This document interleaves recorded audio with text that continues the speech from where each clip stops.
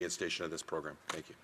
Presenting petitions, Présentation de pétition, the honourable member for Kitchener Centre.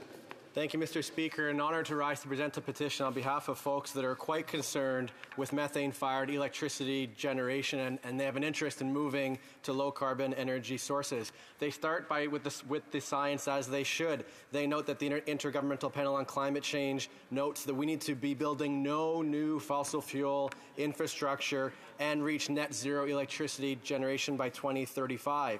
They note that while some people call natural gas a transition fuel, in reality it is a fossil fuel, and it is a methane producer, a very potent natural gas.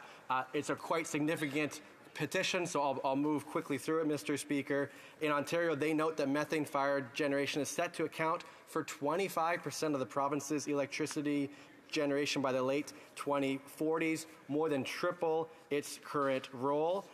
They go on to note that this increase in projected methane-fired electricity in Canada, and particularly in Ontario, indicates that the current level of carbon pricing of methane-fired generation does not send a sufficient price signal to incentivize the transition away from fossil fuels to low-carbon energy sources, and that the currently proposed clean electricity regulation process is too slow to address it. In fact, also it contains loopholes, which makes the issue even worse. They go on to call on the Government of Canada to make methane-fired electricity generation subject to the fuel charge component of the Greenhouse Gas Pricing Pollution Act.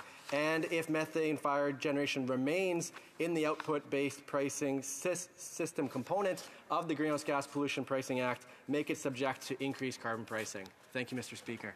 Presenting of petitions, Présentation de pétition.